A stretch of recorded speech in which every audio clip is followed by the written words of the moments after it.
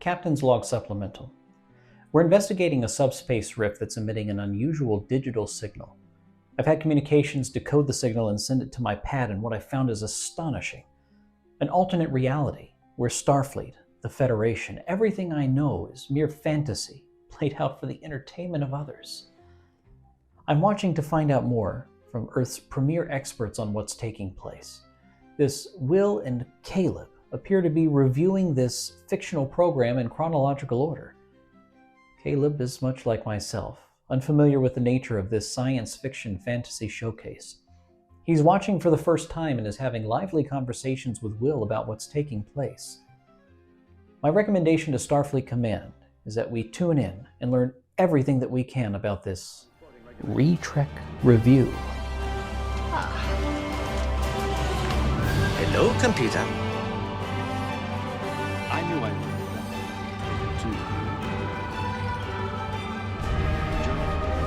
You betrayed your uniform! Target their cargo hold. Time to take out the garbage. Smooth as an android's bottom, eh, Data? I beg your pardon, sir. Aspires to be better than I am. Come on, it's gonna be fun. 5 years in space. God help me. This is the best day of my life! A phaser? You didn't use it? Swords are fun. Program complete. Enter when ready. Welcome back to another Retrek review, where each week we talk about Star Trek, and this week we're talking about episode 1 of season 3 of Star Trek The Next Generation, and that episode is entitled Evolution. It originally aired September 25th, 1989. It was a teleplay by Michael Piller and a story by Michael Piller and Michael Wagner. These are first-time writers for the show. It was directed by Winrich Colby. Winrich had previously directed Where Silence Has Lease, Pen Pals, and Up the Long Ladder. The synopsis for Evolution is an obsessed scientist arrives on the Enterprise to perform a once-in-a-lifetime experiment. Accidentally released nanites, however, threaten both it and the ship. We also had some guest appearances this week. We had Ken Jenkins as Paul Stubbs. He's probably most recognizable for playing Bob Kelso on Scrubs as the Chief of Medicine. He's obviously in a bunch of other stuff, but that's probably the most recognizable thing that he's in. Then we had Whoopi Goldberg as Guinan. Mary McCluster as a nurse. Randall Patrick as a crewman. And, of course, Majel Barrett as the voice of the computer. So, that was the introduction to the episode, but before we carry on into comments and subscribers and supporters of the channel, let's go over to Caleb and ask Caleb what he thought of the episode. It was good. I think this episode for me probably, I'll give it a 1 Akuda, I think, this week. Okay, that's fair. Starting off pretty good, the season. Yeah. Stuff is new. It's a Star Trek episode. It certainly was, wasn't it? Yeah. I would assume for most people this would stay in the 1 or 2 area. Probably wouldn't go beyond that. Might be a Roddenberry to some. But as we get into it, I think you can agree that there's like a tonal shift in the show. Yeah, there's an aesthetic shift as well. Yeah. Yeah, it feels different right off the bat. Like right off the bat. Yeah, like immediately. Well, before we get into the review of the episode, let's first, right off the bat, and then come over here and say, yo, and we say thank you to Ed, Mark Starr, and Captain Olimar for being Patreon supporters of our fine specimen of a podcast. We appreciate you guys helping us keep this thing afloat.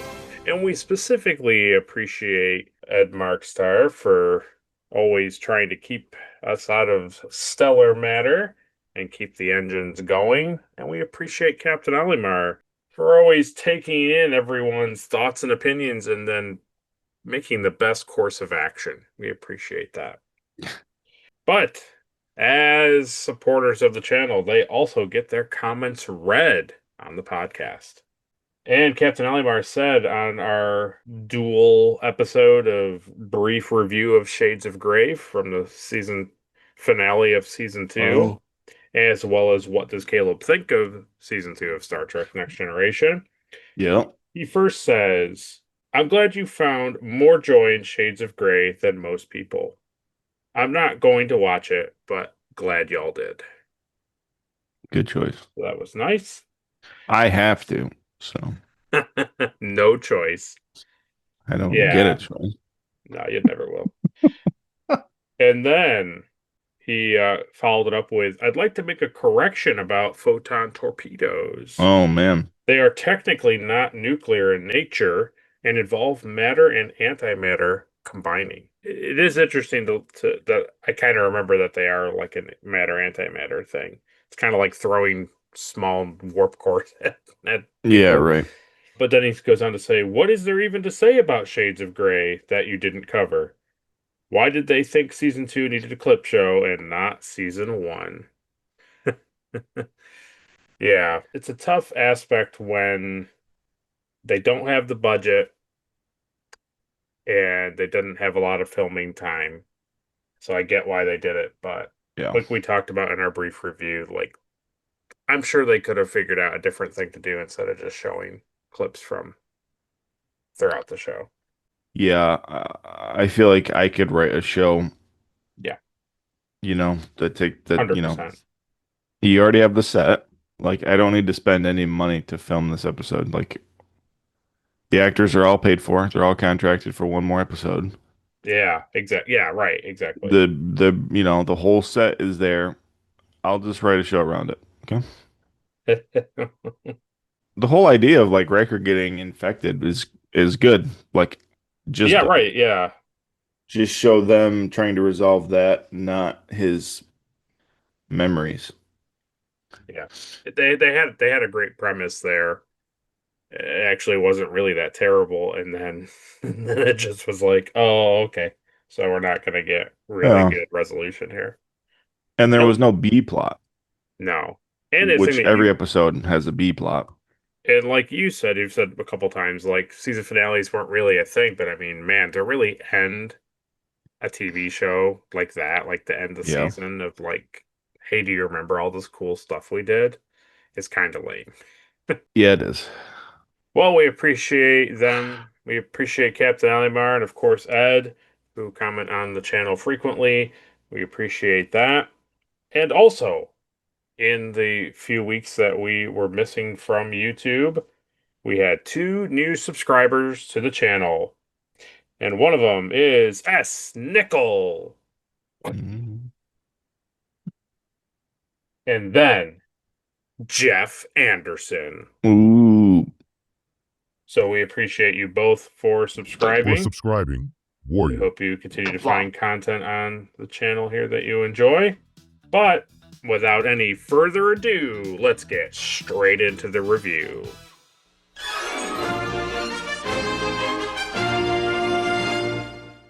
Pretty much right off the bat, from the start of the episode, we get immediately new uniforms. Yep. They look pretty good. So you enjoy the high collar instead of like the shoulder. Yeah. The shoulder Much things. better. Yeah. Yeah. I think it's like way more iconic. Like, I remembered the collars. So like when we watched the first 2 seasons, I was like, these uniforms are weird. They're like almost V-necks, you know? 100%. I don't know what it is, and it's probably maybe just nostalgia, childhood stuff. But man, those high collars with like the pips and the like piping of color like around the collar is just like chef's kiss. I love it. Yeah, I like it. I think Enterprise.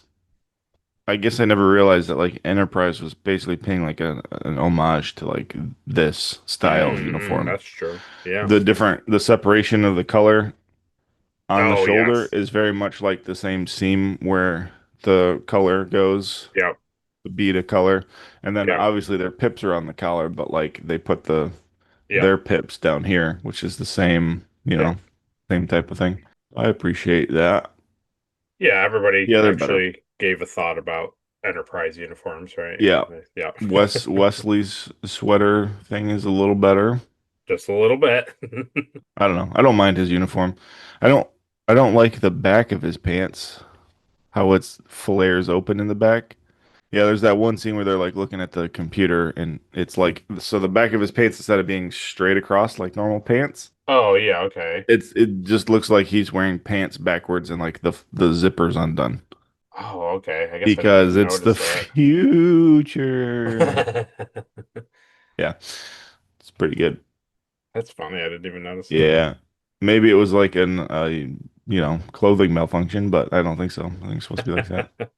I want to get your thought on it. Not his personality, not his character. I just wondered, did you think that Paul Stubbs is a bad character name? Stubbs is a bad name, yeah.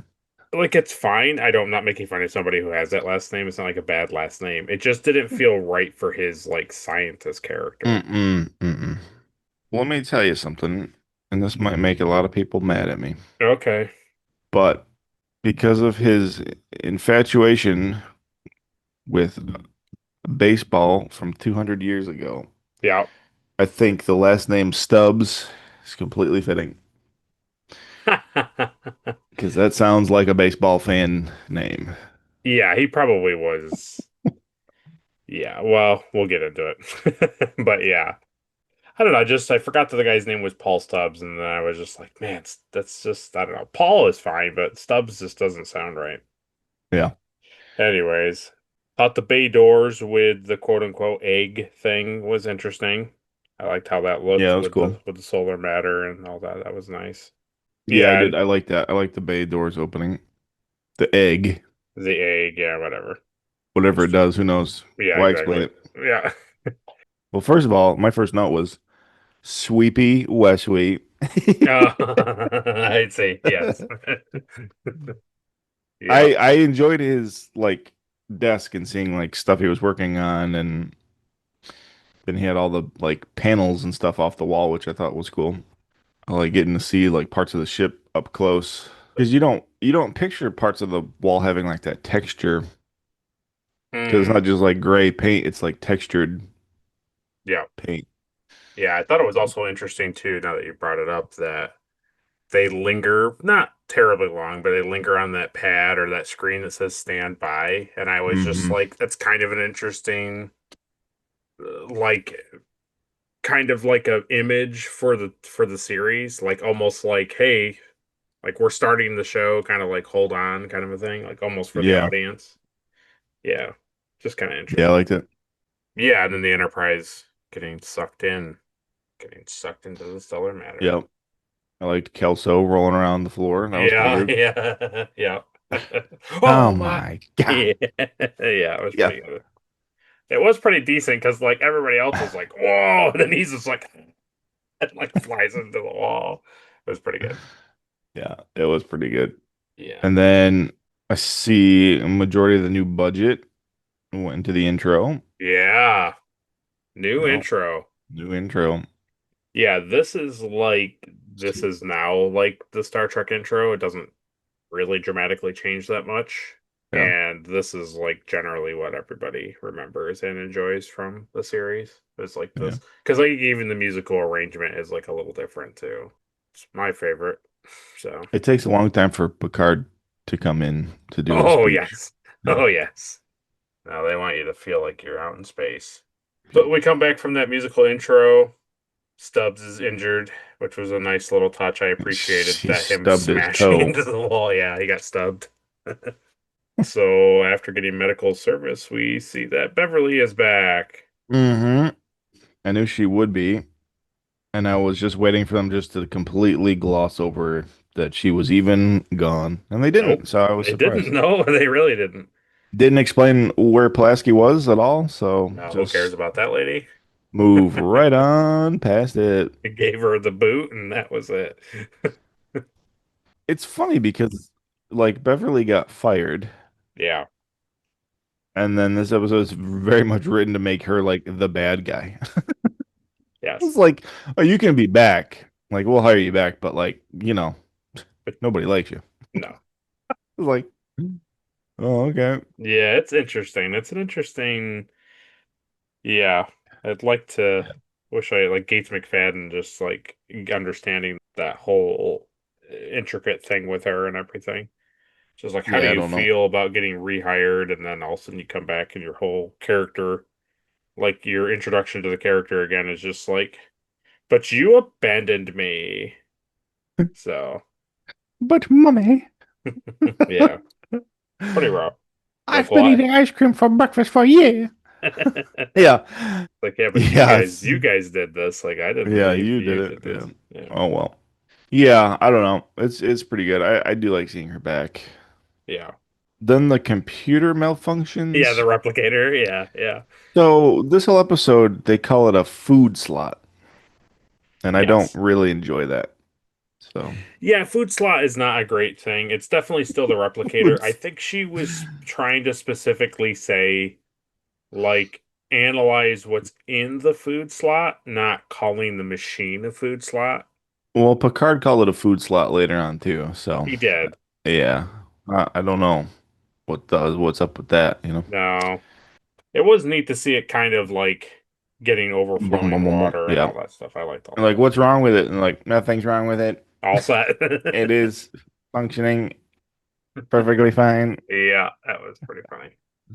So Yeah. so that happens. So that replicator bit happens. She tells it to turn off the machine, turn off the Yeah, the food replicator. slot.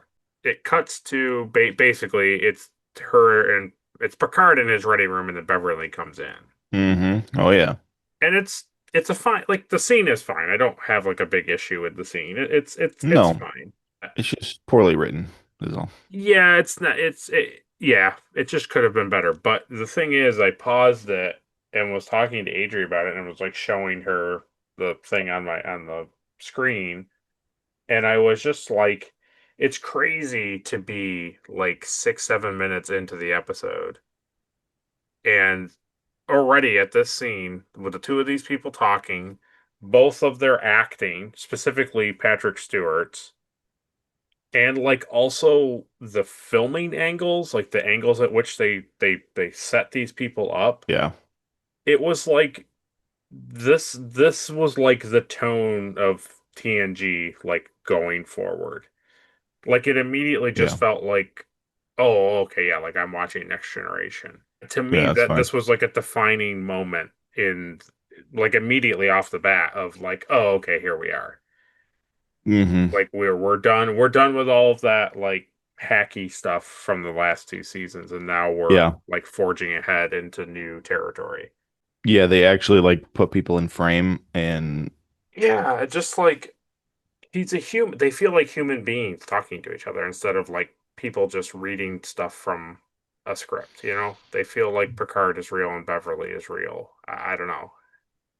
It just was, I don't know. It was very interesting, and I was quite yeah. surprised to have that feeling in me that early. Because I didn't when, they're rocking in the ship and Worf's like, we're being sucked into the stellar like, none of that, like, caught that, like, thing for me. Even, like, Wesley, like you're saying, like, sleeping at the desk. Like, I didn't feel like, oh, man, we made it. I didn't feel like it until this ready room scene.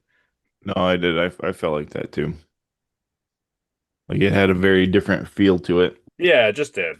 Yeah. Actually had like cinematography and character development a little bit. Yeah. I think also too, Picard doesn't feel quite as buttoned up as he had in the last couple seasons. He's definitely not as rigid. That's what I mean. Yeah, exactly. Yeah. Yeah. I summarized that scene by writing, "Why doesn't my son depend on me?" It's like he's been codependent for over a year. Yep. Yep. And she's asking Picard, who also shows zero interest in Wesley's personal life. Like, Yeah. you know, so here's Picard. He's like, well, yeah, Wesley's doing great. I mean, he's an ensign. He does a lot of duties on the ship. Yes. She's like, well, I does he have friends? I don't. I don't know. I don't see him outside of the bridge, Right. Beverly. I don't like hang out with him. Yeah. So yeah. I So felt then, like yeah. this premiere did an okay job, not a great job and not a good job, an okay job of straddling that line of you can't be too repetitive and too like explainogram of people's backstories, people's whatever, all the stuff like informational dump. You can't be too heavy-handed with it, but at the same time, you need to also explain it to people who maybe never watched the first two seasons because it was very much like, "Hello, I am the mother of this character," and it was like, Yeah. "Oh," and then it's like, "Ah, yes, I am the engineer, and I cannot see what due to my, it was like they did okay with it. Yeah. There were definitely a couple lines and bits in there where it was very evident that they were like, introduce it for the new people watching. Yeah, because this is like season one. Exactly. Yeah. The other two things didn't happen. Yeah. And that's like my point. We cut away from the ready room where now we're down in like I guess the shuttle bay again.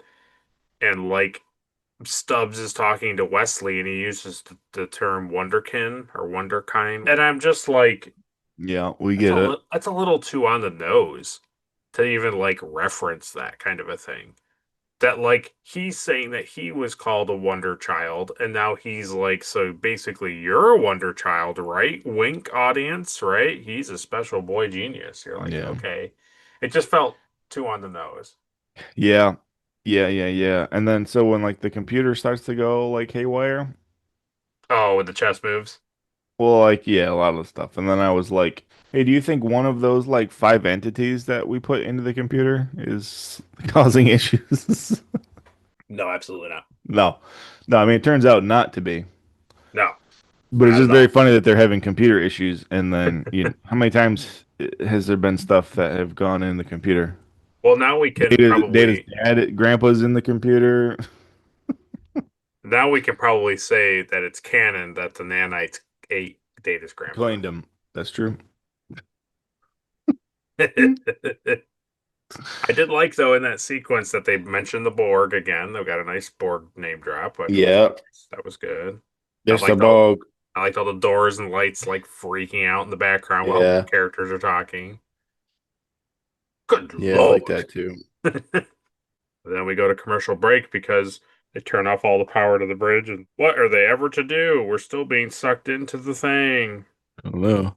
Stubbs wants the ship to blow up. I'd rather blow up than go home and people say, "Oh, you didn't even launch it." Like, Oh, oh, okay. Well, there's like 8,000 people on this ship though.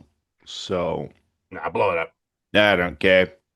I'm a crazed Starfleet scientist who wants his experiment to go my way and only my way. Yeah, I'm high up in Starfleet too. They're gonna be like really mad at you guys for not like fulfilling the mission. Really upset. I would just blow up. I mean, the consequences that you'll have if you go back to Starfleet because you had like some space problem. Like I think we need to throw you off the ship, actually. I will be captain of the Enterprise. You'll Ah, see. So we come back from that commercial break, and they're in the observation lounge, and Data's talking. And so I did a little bit of math, some nerd math, and it seems like that Data is referring to the USS Excelsior's failure at transwarp drive in Star Trek V, The Final Frontier. So when he oh, says 79 or 76 years ago, that was the last time a ship had a complete failure. It's likely he's referring to that. yeah. Which is such an arbitrary Oh, yeah. line anyway. Like, oh, computers don't malfunction. No. Not since the great computer malfunction of Yeah, 2046. exactly. Okay. That's impossible, sir. The computer corrects itself and reprograms itself and learns and adapts and oh, okay, cool. Well, that doesn't sound bad at all. I thought it was really funny. So they're in there talking, the three of them, Riker, Picard, and Data are all talking, and the door opens, and Troy comes in, and she's like, "Hello, Captain. I saw Dr. Stubbs was out here waiting to come in, so I figured you'd like him to come in and talk. And then he's like, okay. And then when everybody's taking a seat, Picard is like at the chair and he like looks over at Deanna and he gives her like Yeah. this kind of like dirty look, like, how dare you bring him in here when we were talking? And I was like, is You that could just say no, intentional yeah. or not? Read his mind without his consent.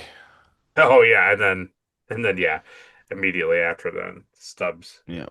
There is a two-bit part in this sequence where Stubbs sets her in her place by saying like, "No thanks, don't do that to me. When I want to express how I feel, I'll do it. You don't need to do it for me." Yeah. Which I is did appreciate also that. which I appreciated too, but I also was like, this is how they're also explaining how her character works.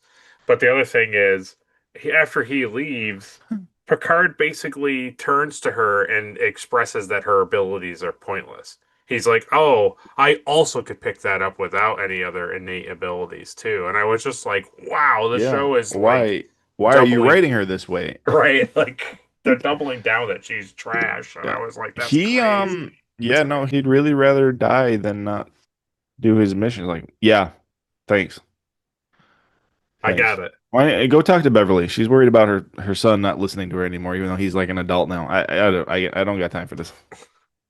It was wild that Yeah. they even did that. I think she gets him a little bit better later on in that the room where the scene where she goes to his room. Oh yeah, she's She totally. kind of Yeah, she yeah, gives him a little. yeah. This whole scene is just like to remind us, like, oh, this is like you said, this is Troy. Yeah. Right. She can read thoughts, And she's bad at it. and she's not great. And humans also can sense emotions sometimes just because they're Smart. smart. Yeah. I thought you would enjoy when Wesley goes back to his little experiment world and he flips open that like darker tricorder and it has that nice like back and forth like Yeah. amber light on it. I thought that was pretty good. I That was enjoyed that. cool. Yeah. Yeah. The whole like Wesley thing is funny. It's like now it's like more like, oh, he was doing something stupid. Oh yeah, yeah. And he's like scanning the empty container, and then it's like, well, he has like ship panels off the wall, and you're like, okay, I don't know what he was doing. And we get to see Guinan. She's like, Yeah. what are you doing, idiot? And he's like, oh, nothing really. Hey, you don't think that the 40 nanites that I put in the ship are doing anything bad to the ship, do you? I No, don't think that would be what's happening. that's not a problem. Boy, genius. The thing that I thought was really stupid in that sequence was like, so he's putting down these like mouse traps for the two floating nanites, and it's like, okay, and he's trying to like see if he can collect them, but doesn't really think that they have enough intelligence to be causing this much of an issue, but he doesn't really know, and it is possible, blah blah. Blah. And then it's like, I think Guinan pushes him to be like, kind of like, so of course you've talked to somebody about this. And Yeah. he's like, no, and you won't tell anybody, right? And then she just stares at him and he's like, I'll tell them because I'll do it. And I was just thinking, I get you're not maybe gonna go right to Picard and say it. Maybe not even Riker, because you don't Yeah. want to get like chastised, Hmm. you know. But it's like Geordi and Data are your Yeah. Our friends. friends. Yeah. And also they're trying to figure it out. So just maybe tell the guys who are working on it. Because like But they're what if I had my mommy do it? it's just like they're on the panel looking, you can see like on those sequences when like Jordy's looking at it, that stuff's getting eaten or like Hmm. fading away. It's like maybe take him aside and just be like, could it be this? And then Jordy's like, oh, and then they can tackle it much earlier in the thing. I also thought it was Um, really lazy. It was a lazy comparison to call Wesley Dr. Frankenstein. I was like, he's not Dr. Frankenstein. I was like, you're just no. saying some famous Yeah. doctor that has like a crazy experiment gone bad kind of a thing. And it's like, but that's not really If anybody would be compared to Dr. Frankenstein in this episode, it's Stubbs. yes, yes. He's a madman. And it's also just one of those things too for me. It's like I know like literature and stuff stays around for a long time, but it's just one of those things where it's like it's the show reminding us like, hey, look at how far in the future it is. Yes. They still reference stuff that we know. It's Yep. like, okay. Because in this society, people are still going around reading Dr. Frankenstein, a book about a guy who put dead body parts together and made a creature. Like that's Yeah. so science fiction and so like illogical in this time frame. Do you think, though, to your argument, do you think, though, that you, as a viewer, would actually like her being like, oh, well, Dr. Vesnu, and it's like, oh, yeah. And then they explain that that's like common literature of the day. I don't Would you know. enjoy it that way? Probably. Think so? Yeah. That's fine. I just was just curious if like Because even though like I don't know who they're talking about, at least it's like, well, that's obviously somebody in their timeline, you know? yeah. I think in by and large, most writers don't think that people critically think, so they have to No, use well, no. references Yeah. of things that modern audiences can relate to, like, oh, I know Dr. Frankenstein, I know Oh, baseball. I know what city blocks are. Exactly, You exactly. know, yeah, I know. I get a little sick of that. The other thing too is like, we have bad guys, we have like Khan and stuff. Yeah. You could drop that every once in a while too and be like, well, Khan kind of thought the same thing. Or just reference another episode. Yeah. What's that Khan fella up to? What's he doing? Yeah. He had some good ideas. He was really onto some stuff. And I feel the same way about the baseball stuff. Like they don't even play baseball anymore. Well, maybe they do. They don't. And he's going on and on about baseball and They might I play play baseball in my brain. though. Yeah. Well, they do show him playing baseball in his Well, he brain, so does. Yeah, he yeah. does. It's great. It's great, Uh, and not to mention that same guy that the guy that wanted to know about Khan, he wakes up and he's like, "Hey, how are the Braves?" And they're like, "Oh, I think he's referring to baseball." yeah. They don't even know what baseball is. So, and then you get this guy, oh, like, "Oh, he's so smart. He can play entire series of baseball." Like, my God, he So, must be really bored. so what you have to do is just wash your mind of the last two seasons, like they didn't even happen. No, I won't. I don't know. I might just be too critical because I hate baseball. So That's okay. his comparison, I know we're not even there yet, but well, we're kind Yeah, of we're close. we're close. Yeah. He says basically our society now today, we give up baseball because we're just infatuated by fast food and fast games. So us as a society are like baseball boring. And then I was like, I wish that was. Then I wrote, Stubbs is so smart. He's played full seasons of baseball in his head because holodecks are for nerds. Yeah, You figured it out. it's You pretty figured great. it out. They don't Oh, call before it the this, they don't call it the holodeck. They call it no, the yeah, brainless deck, yeah. No, that's I was just trying to think what's a terrible the thing big instead of stupid head room. food slot. They Yeah, call it simulation room. Simulation uh, floor. There you go. Sim Square. Same square. Yeah, there you go. Yeah. Before this, though, before this whole baseball thing, the computer starts playing the Stars and Stripes. I Yes. really enjoyed that. I thought that was Yes, really yes, yes. what in heaven's name? Oh, well, that's just Stars and Stripes by Sousa and blah, blah. He's like, I know what it is. Da, da, da, da, da, da. Yeah, it was pretty good. But Yeah. before we get into this part, this is the halfway point. So go down to the comment section. And because we all love Dr. Frankenstein, right? It's alive!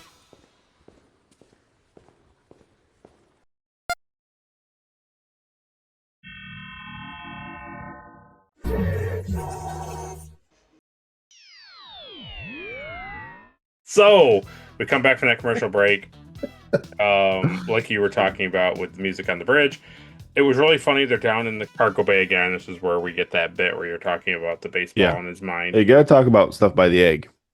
He says, Stubbs says, "Ah, yes, the egg that Stubbs laid." And Wesley's like, "No one's ever going to call it that." And I was like, "Excellent." Wesley also hates that he said that. Yeah. Because I certainly did. Well, that's the thing, Wesley. They're not gonna say anything. Oh, They're not gonna man. remember me because I Yeah. didn't launch the egg. Yeah.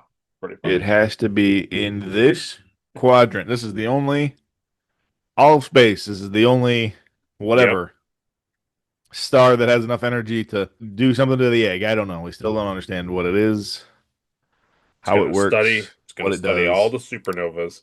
I sent the nanites on the egg, and they're going to start a society on the egg. Okay. What was the egg? I don't know. Can't It's kind tell of like you. the Genesis, but like not really because like we already did that. It's like Dorothy 2 from Twister. They got to send it into the thing. Yeah. So we talked about it briefly. I enjoyed that they were having Beverly's character play to the fact that she's been gone, and I Yeah. liked the whole conflict between her and Wesley. Like it made I do too. So I wrote down that I do enjoy conflict between the two characters. Like that's really good. yeah, it was nice that they Um, didn't just like pretend that she just had been there the whole time, kind of a thing. yeah. Well, yeah, because like that is true. I mean, she was gone for a whole year, and it's like he lives in a room alone. He does things on the ship alone. Like earlier on when she's talking to Picard, and she's asking him all these questions. I was like, why don't you just talk to your son like an adult? Yeah, And like now, of course, is when she wants to come in and talk to Wesley. yeah. And he's like in the middle of a catastrophe. It's like, tell me about what's been going on, Wesley. Don't you love me anymore? Nope. No, no, mother. I've evolved past the nurture of a mother. Exactly. Roll credits. Release the egg. Released the egg. Yeah, it was. I don't know. It was just refreshing that they actually played to wrote with some intelligence. I enjoyed that. Yeah, I did enjoy that. But then Dr. Stubb goes on to be like the worst scientist I've ever seen. Yes. He can't grasp that nanites and machines can like learn and become smart. No, he doesn't. He thinks Data's a walking toolbox, so Well, it's yeah. fine. He says, "How does a machine evolve?" I said, "I don't know. Why don't you ask Data that's sitting next to you? He might be able to tell you." And then if Picard says, "We can't destroy something that could be intelligent," he says, "My good Captain," which was such a funny line. It was like, is it like now all of a sudden they're like, well, can't say God because it's the future. It's the future. We don't talk about God, yeah. And it's like, it's just was said in a weird way where it's like if you to say, "Oh, my good captain," but he's like, "My good captain," like he's real. Give me a break. I wonder if it could have been an actor slip up where he's supposed to say how you're saying it, like, "Oh, my good captain," but his brain went to as he was saying it in a shouting manner, like, "Oh, my good captain." I don't know, maybe. I don't know. I don't know. I don't know. It could also just been subtitles too, but I'm pretty sure I heard him say it. Maybe. Good Lord. Good Lord. Yeah. But then he just walks man. casually into the room. He's like, "Hey, so what are you guys doing in here?" They're like, "Oh, we're kind of making some leeway with the nanites. We're trying to seems like we're establishing some communication." He's like, "Oh, wow, that's really interesting." Interesting. That's Now you said Gamma would hurt them? Yeah. All right. Blam, blam, blam. Oh, interesting. Oh, interesting. And here's where most of them are congregated in this one area. Like, oh, wow, interesting. Oh, interesting. Yeah. Yeah. Yeah. Oh, yeah. He's really good. Yeah. He's really good. Really And great. then immediately it cuts to the ready room, and Riker and Picard are like, Do you smell "Yeah, gas? does Does it smell worse in here? It does. Did you smell citronium monoxide? And You then know, I the love how, yeah, they're like, I don't, that doesn't smell good. And then they go out to the bridge and it's just like full of like fog and like, but it's just like, we're dying. Like Yeah. nobody, like that's been happening for a Yeah. good few minutes, right? They didn't have any captain's orders, Will. Yeah, like we won't bring it up to him in the ready room.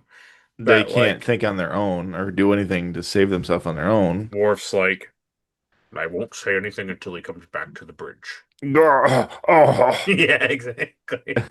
A warrior can pull it breathe. together, Wolf. I did. You don't need air to breathe. The thing, I did like. I like the scene. I like the scene of them coming out and everything's chaotic and they're trying to figure it Yeah. out and they're coughing and everybody's like, I like that also the nanites were clearly like, well, if you're gonna kill us, we're gonna kill you. I like Yeah. the whole back and forth of it, but it just was really funny that when they come out and it's just like immediately terrible. I thought a lot of the choking characters were really, really bad. Oh yeah, well it has to be Um, choking. and then Picard's like, do something. And then they fix it, and Riker's like, oh, yeah, I just turned the fan on. You know how the bridge has the like, exhaust fan in the ceiling that sucks all bad chemicals out? Hey, I just did that. I just turned Yeah, that on. manually. Manually. Yeah. Yeah, he didn't rely on the computer to do it. The smart home Yeah. didn't take over. Well, that's because the computer's infected. Yeah. Oh, that's right. I just flipped a switch. Yeah, that was pretty good. And everyone was was like, pretty good. oh, Riker. Excellent job. Excellent job. Excellent job. That's why you're number one, number one. Picard's line to Stubbs is pretty good. Yeah, he like practically threatens the man. He's basically saying, like, I'm going to take your head and then deliver it to the High Council. And then he's like, Yeah. "Good Lord!" Right? It doesn't Stubbs say something like that? To Yes. in fact, yeah, he says something to Yeah. him. I forget. Yeah. So what is Picard? He says, if any man, woman, or child aboard the ship is harmed, Yes. I'll have your head on the highest level of Starfleet Command.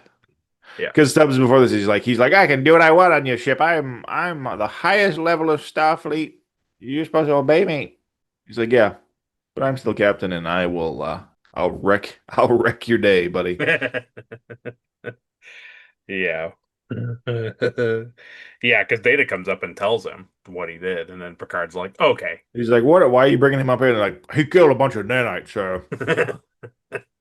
He shot him, and something he's like, ridiculous too. It was like Yeah. 8,000 or 80,000 or something like that, and it was just like, "Oh, okay, great." he massacred nanite beta 3. We will remember Beta 3 forever. Yeah. So we get to that part in the nanites have the lost. yeah, it's exactly. Nanites. Yeah. So This they cries from the engineering. exactly. Yeah, and So basically he proves himself wrong in this whole scenario, right? Because he's like, they're not sentient, and then it's like, so you attacked him, and then they attacked us, so that shows you basically proving yourself that you're an idiot. Right. And I also like the fact that when he confines him to quarters, like everything kind of goes back to normal. Yes, I did like that. As soon as like he leaves the bridge, it's like everything kind of starts functioning again. Like once they basically heard or learned or understood that he was being I like how confined. they're like, confine him into his room. He can't be trusted, but leave all his technical science equipment, all that stuff. Leave it right there for him. We'll allow him to keep studying, but he may not leave his room. I'd hate for him to be bored.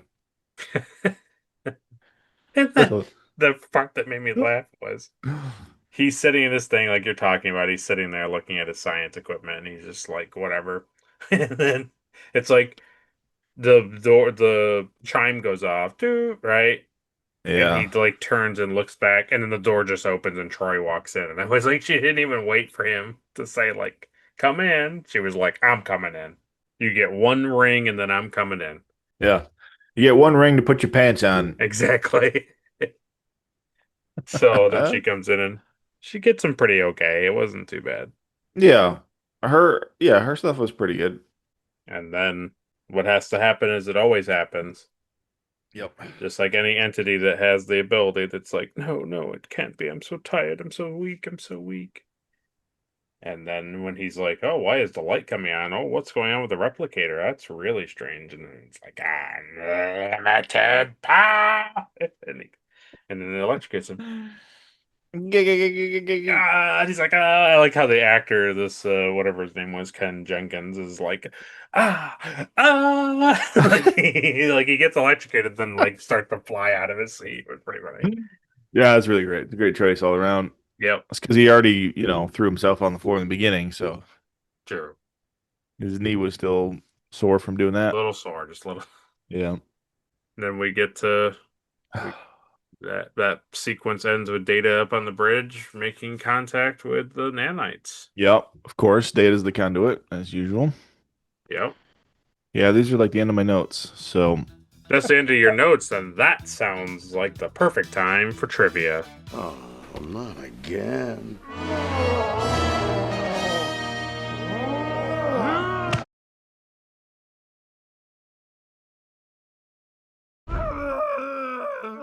All right, now you're overacting.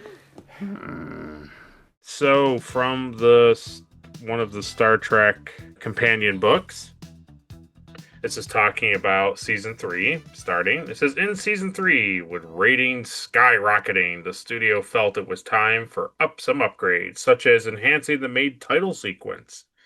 Dan Curry's visual effects team shot additional Starfield backgrounds to add to the originals created by Rob Legato. Then added new astronomical phenomenon, including a solar nebula. In concept, notes Michael Okuda, it was a solar system in formation before the planets coalesce from the gas and dust. In actuality, it was a length of yarn that Okuda had coiled and glued around an 8-inch hole cut in a piece of black formica laminated plywood. Okuda dribbled bits of plaster and acrylic modeling paste on the coil, then handed the 4-foot by 4-foot item to Rick Sternbach, who airbrushed several colors onto it before passing it to Curry. We mounted it on the motion control rig used for photographing model spaceships and did various passes on it, all using the same move, Curry says. For one pass, we placed a large light bulb in the center hole and used heavy diffusion to create the illusion of the glowing core of the galaxy. Then we blended it with a starfield in the compositing bay. Oh, interesting. Yeah, so they would just put a light bulb in that and do a couple diffusion passes like they did with the Enterprise, and you get a floating. Huh. I feel like this season we start to see like the Akuda's hands more involved. Yeah, they definitely start to do more cool stuff here. I'll send you that too, so you can Especially with see like the. Wesley having that like panel on his desk and stuff. Yeah, I know what you mean. Yeah, That's crazy. That's practical. yeah, it's cool. Obviously, I think they went in the remaster and touched it up, but that's what it looks like when they did it. Huh. Pretty cool. Yeah, that's crazy. You can totally tell that's a light bulb now that you say that. Yeah, yeah. Then goes on. The high-collared style uniforms cost $3,000 each Get out of here. to make and were made of breathable wool garb, uh, I don't know how to say it. Gabardine? Don't know. Uh, To give greater comfort for the main cast, many of whom had begun to suffer fatigue and back pain as a result of wearing the older design. mm, Background performers retained the old style jumpsuit. So what I learned was around their shoulders and then around their feet were straps. And it was like a spandex material from the first oh, two things. So they constantly were like fighting against this like stretch oh, on the material, all day and all. So they finally, after the actors had complained and complained and complained, This other guy came in. His name was Robert Blackman. He was the new costume designer who replaced Dorinda Rice Wood. Hmm. And Rick Berman didn't want to see any wrinkles. This is what Dorinda says. So the uniforms had elastic straps that ran from shoulders to underneath the actors' heels. She says, I was dying to redesign them, but they wouldn't let me. In Hmm. fact, they didn't permit a change until after she left the series. And then she says the actors wore Rick down, and she chuckled, saying, "And Bob got to redesign them." This Robert Blackman. Interesting. This is according to scientific consultant David Krieger. The plot originally involved dust mites that had gained sentience and began flying around the Enterprise in miniature aircraft. Well, So- that. Something he claims he laughed out loud at when first reading. It was his objections to this premise that led the dust mites to be changed into the more plausible nanites. Mm-hmm. That's good. Good for him. Then Michael Piller, one of the writers for this show, said he saw the episode as a real opportunity for character growth for Wesley. He says, I had this story about nanites. Once I got to know the scientist and realized who he was, I realized that the scientist is Wesley in 40 years. If he stays on the course of being the smart kid who is dedicated to his work and seems not to have much else going on in his life. I said, Hmm. if I use that relationship to get it down to a more human level, I can help Wesley grow. I can help Wesley move into a relationship with a girlfriend. That became the key element to Beverly's re-entry into the series, which was, my son is not having a normal childhood. We know a lot of kids like that. I saw that and had a sense that was needed. And Well, that's then, cool. yeah, and it went on to, there were literal deleted scenes where, like, he has, like, a girl, he's talking to a girl. That's like at the end, that bit where he's Yeah, yeah, talking to yeah. the girl, that's like deleted material where he's like talking to other kids, like teens on the ship, but they deleted it. Where did they delete it from? There's a lot. They deleted quite a big sequence. So they just spliced that in at the end? They just left it at the end because like they had no. I think they had already filmed it and then deleted I all think the like it's, substance. I think it's like just enough at the end to show that like he Totally. fine. Like I don't need to see a whole sequence of him. So yeah, there's a sequence where he runs into Eric's girlfriend, and Annette. And they're Ooh, like nice. kids in space clothes. And then Eric brings injured Annette into sick bay as a sequence, and that's kind of it for the girls. There's other things where like Jordy is repairing things, or a nurse gets electrocuted by the replicator, things like that. But yeah, that whole storyline with him having, like you said, it's totally fine for her to pan over and he's hanging out with kids and talking. Worked totally fine. Yeah, I liked it. The sick bay science lab is seen for the second time in this episode. It was modified slightly from its first appearance in home soil, yeah, which we enjoy. That's right. So the egg seen in this episode is a reuse of the viral containment unit from the child. Oh, yeah, you're right. Yeah, cool. That's cool. So cool. Very cool. The cargo bay shuttle bay set is used as Shuttle Bay 2 for the first time and features a new angled control booth window on the upper balcony directly over one of the doors.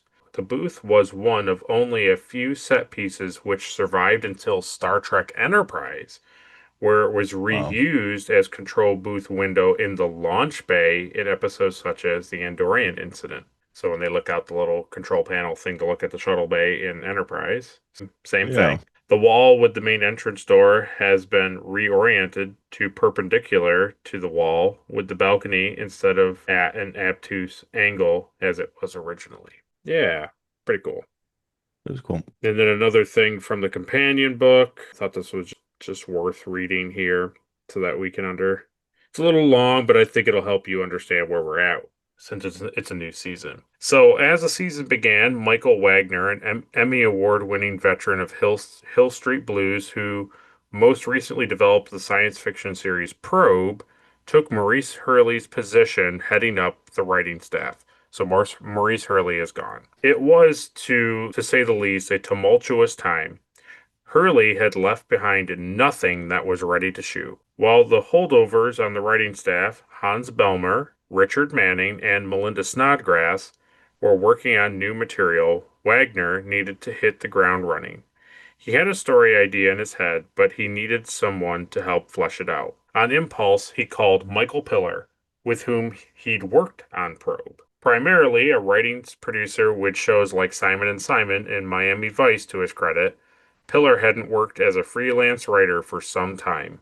But he liked Wagner's story idea and agreed to turn it into a script. But change was in the air. It didn't take Wagner long to realize that he wasn't a good fit for TNG. He got 2 other stories started and then bowed out. Wagner only stayed a few weeks, Eric Stillwell recalls, and for a brief period, there was no head writer. Pillar's script, Evolution, was very well received by TNG's producers. Given his experience in the business, it made sense for Roddenberry and Berman to offer Piller the job as head writer, which Piller accepted. In turn, it turned out that Piller was exactly the frontline officer the show needed.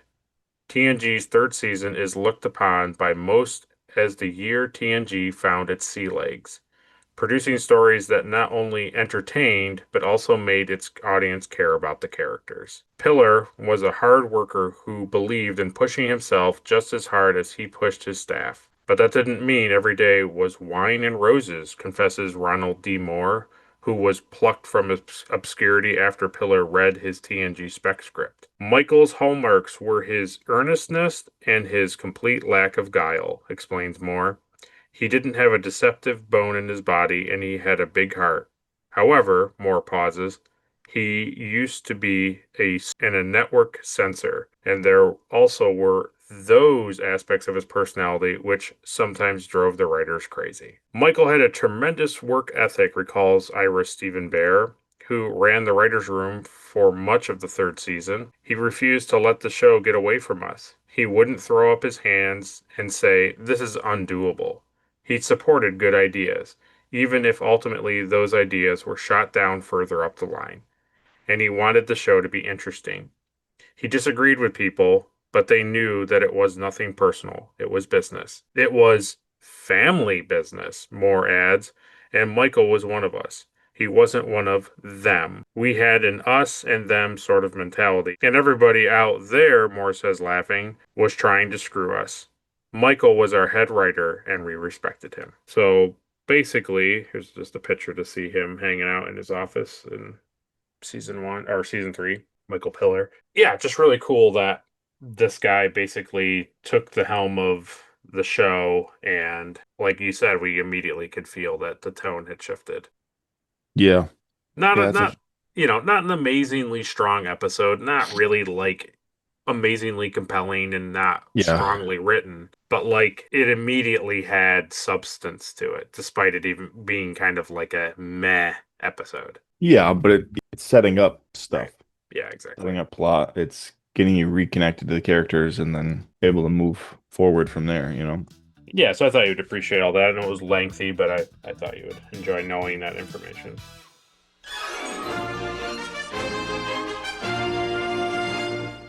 So we come back from trivia, and like you, I didn't have many notes. Basically, Data offers himself as a conduit, which was kind of cool. I enjoyed the magnifying glass on his finger and that they take him over and he talks for them and all that good stuff. The magnifying glass was cool. Yeah, I enjoyed all that. I enjoyed how Picard reasoned with them as a diplomat. I enjoyed that Stubbs, came to his senses, basically.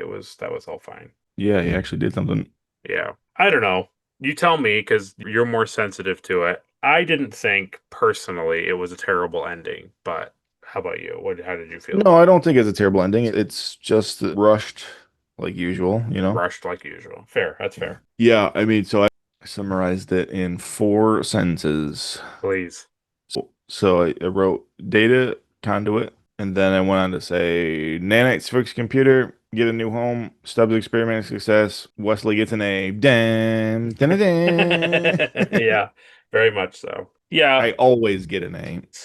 Always. You hear me, old man? God help the person who gives me a B. Good Lord. They'll be dead. Well, not the beefiest, discussion of the conclusion. Like Caleb said, it's a little rushed. The Data stuff is cool. I like all that stuff, but what is there really to carry on about. It's they inhabit him, he talks for them, it's cool. That's kind of the strongest part of the ending. So the guy in Beverly thing at the end talking about Wesley and who's that girl is like funny, and it's not a Yeah. terrible way to cut the credits, but it's also like like I don't know. It's like I liked it and also didn't care about it. Yeah, it doesn't do anything one way or the other. Yeah. Well, Caleb summed it up very good. And so that's what we thought of the episode. But before we talk about what's coming next week, let's first do the thing that everyone's been waiting for. Caleb?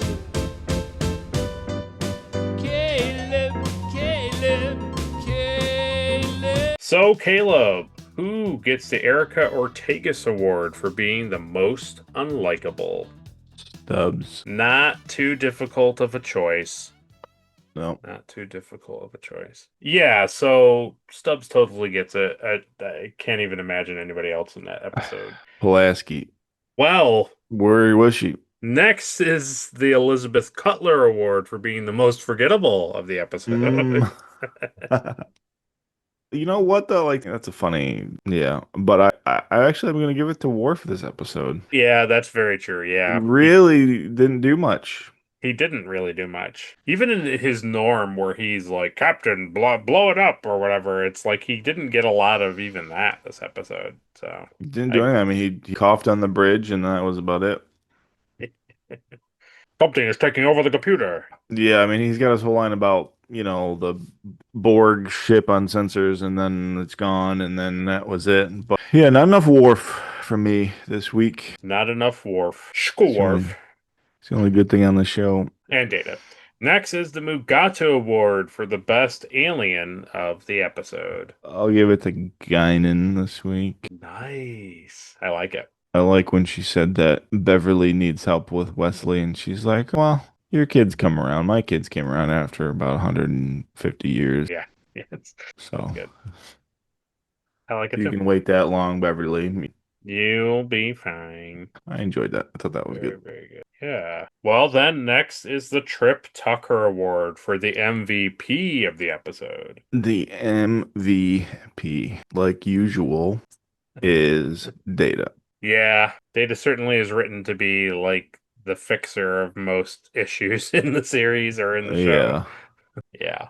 Very cool. Yeah, I mean, he learns how to communicate with the nanites and then becomes a host, and that's the whole thing. I was thinking, I know it totally works out 100% fine and whatever, but I was thinking he's like, well, Captain, we'll see what happens, and they take him over, and then they're like, Yeah, I know. When he gets like closer to Stubbs, like, oh, we know who you are. I was so waiting for that to happen. grab him by his murdered pants and his 80,000 of us. Just grab him and just chuck him across the room. Yeah. Well, next is the Spock Award for the best line of this episode. That's when Picard says that he'll have Stubbs's head Ooh, good. Yeah, that's nice. That's a good pick. on a pike. Yeah, that's a good pick. Yeah. But yeah, that's a great pick. I'm happy with that. That's cool. When the music kicks in, he says, "What in heavens?" Yeah. They're like, "Hey, so you can't. I don't want you saying hell Yeah. anymore.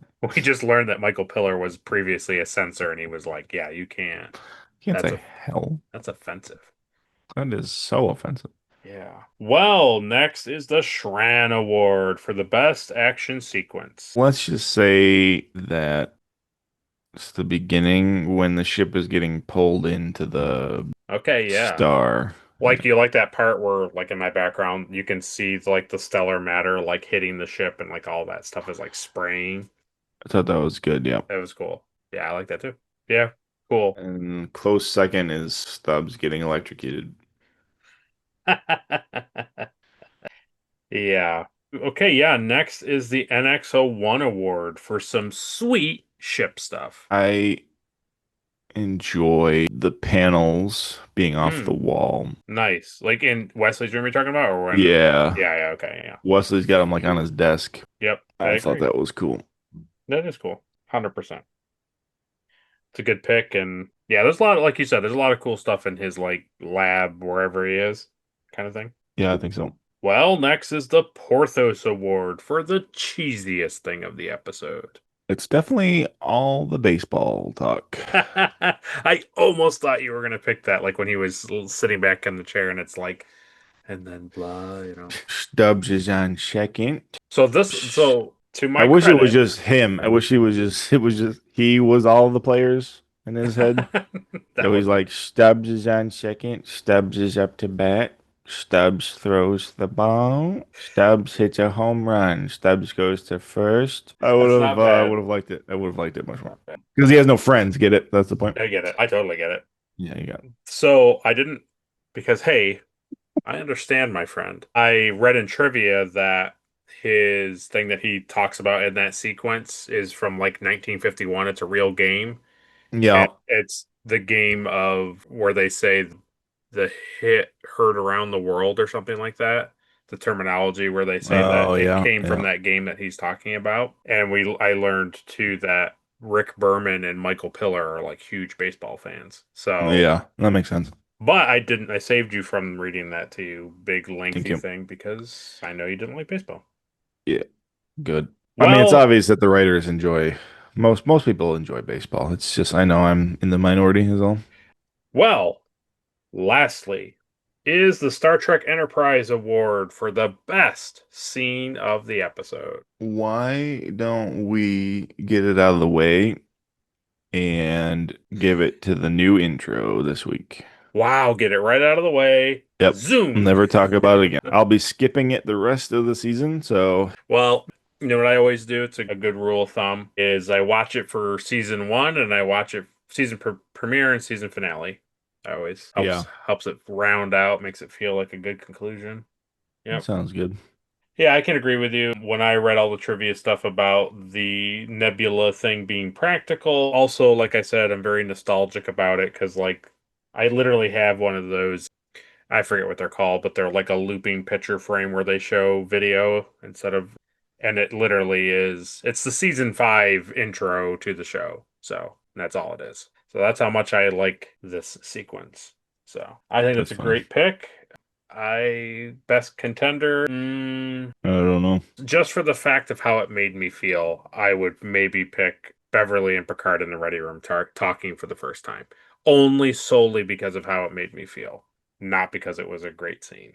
So the Yeah. intro definitely wins in that regard. Oh, Beverly, you're back. Oh.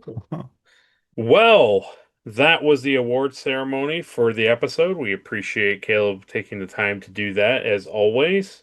But now it's your turn to have your own personal award ceremony down in the comment section, where you get to tell us who you think should get the Popcorn Award for being the best actor of the episode. Mm. And while you're down there writing in who gets the Popcorn Award, take an extra minute and tell us what you thought of the episode. Did you like it? Did you love it? Did you want more of it? Or did you find that the evolution of this episode skipped a couple steps? Let us know down below. Next time on Star Trek The Next Generation. Next week's episode is, in fact, episode 2 of season 3 of Star Trek The Next Generation, and that episode is entitled The Ensigns of Command. Oh boy. That'll be interesting to get into. We look forward to that. And so, as always, if you liked our review of the episode, like this video. If you disliked our review of this episode, dislike the video. Share it with all your friends and family and Trek enthusiasts. Subscribe so you don't miss a review, and ring that bell so you can watch the review as soon as it comes out. And then, when you're done watching Star Trek The Next Generation or any of our other Star Trek content, make sure you head on over to Caleb's channel. While, yes, he does have Star Trek things over there, like props from the show, and all 6 TOS Star Trek movies are over there. He, in general, is just a fun prop channel where he shows you how to make certain things so that you can have it in your home or bring it to a convention or just show up to a party with this cool thing. So find it there on the channel. But what just Yeah. recently came out last week was our continuing discussion on Dragon Ball Z, where we covered the Trunks saga and the early 90s film Cooler's Revenge. So if you like Caleb and I talking about Star Trek, where I've seen it and he hasn't, well, you get the same type of benefit of watching our take on Dragon Ball Z, where he's seen it and I haven't. So while you're over there finding a video that a thumbnail that catches your eye or something like that, make sure when you click on it, you like it, you comment, you leave a suggestion for something of him to make if you don't see it on his channel. Subscribe so you catch all of his episodes, and ultimately you decide. We appreciate once again Ed, Mark Starr, and Captain Elimar for the support of our podcast. We couldn't do it without them. We hope they're enjoying their stickers that they get in the mail every week. Caleb puts a lot of hard work into that, and we try to make it thematic to specifically the podcast. So hopefully you guys are enjoying those. They love them. And so this has been the Retrek review of Evolution. And so Caleb, send us out. Computer, give me a diagnostic on the malfunction on the bridge. There is no malfunction on the bridge. Perfect. Well, then end program. Save Moriarty. Moriarty deleting. No. The nanites ate Moriarty.